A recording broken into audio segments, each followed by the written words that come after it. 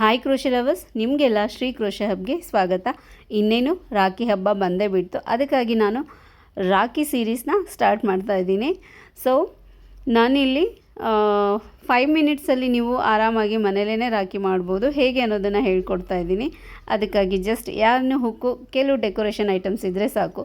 So ಬನ್ನಿ ಹಾಗಿದ್ರೆ ಹೇಗೆ ಮಾಡೋದು ಅಂತ ನೋಡೋಣ. ಮೊದಲಿಗೆ ನಾನಿಲ್ಲೊಂದು ಮ್ಯಾಜಿಕ್ ರಿಂಗ್ನ ಹಾಕ್ಕೊಳ್ತಾ ಇದ್ದೀನಿ.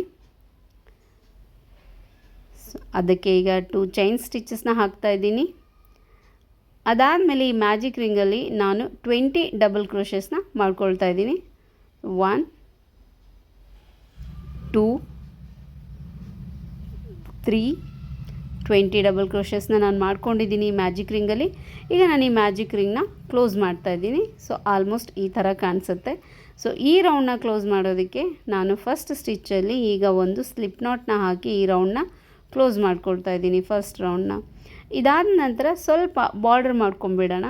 ಅದಕ್ಕಾಗಿ ನಾವು ಏನು ಮಾಡ್ತೀವಿ, ಫಸ್ಟ್ ಒಂದು ಚೈನ್ ಸ್ಟಿಚ್ನ ಹಾಕ್ಕೊಳ್ತೀವಿ. ನೆಕ್ಸ್ಟ್ ಸ್ಟಿಚ್ಚಲ್ಲಿ ಸ್ಲಿಪ್ ನಾಟ್ನ ಹಾಕ್ತೀವಿ, ಮತ್ತು ಒಂದು ಚೈನ್ ಸ್ಟಿಚ್, ಮತ್ತು ನೆಕ್ಸ್ಟ್ ಸ್ಟಿಚ್ಚಲ್ಲಿ ಸ್ಲಿಪ್ ನಾಟ್.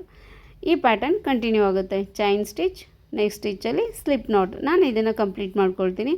ಸೊ ನಾನು ಲಾಸ್ಟ್ ಒನ್ ಹಾಕ್ತಾಯಿದ್ದೀನಿ. ಒಂದು ಸ್ಲಿಪ್ ನಾಟ್ ಹಾಕಿ ಈ ಸರ್ಕಲ್ನ ಕೂಡ ನಾನು ಈ ರೌಂಡ್ನ ಕ್ಲೋಸ್ ಮಾಡ್ಕೊಂಡಿದ್ದೀನಿ. ಸೊ ಬಾರ್ಡರು ಈ ಥರ ಕಾಣಿಸುತ್ತೆ.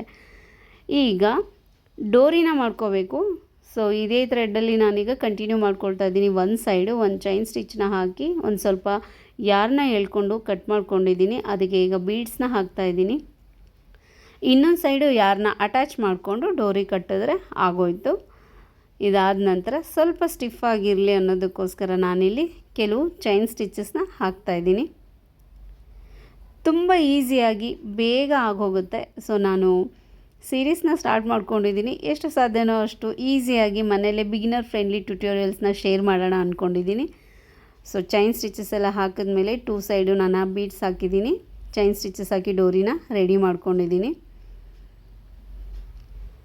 ಸೆಂಟ್ರಲ್ಲಿ ಒಂದು ಬೀಡನ್ನ ಹಾಕ್ತಾಯಿದ್ದೀನಿ. ಸೊ ಫೈನಲಾಗಿ ಲುಕ್ಕು ಈ ಥರ ಇದೆ. ಇದೇ ಥರ ಸಿಂಪಲ್ ಆಗಿರೋ ಬಿಗಿನರ್ ಫ್ರೆಂಡ್ಲಿ ಟ್ಯುಟೋರಿಯಲ್ಸ್ಗೆ ಜಸ್ಟ್ ಫಾಲೋ ಮೀ.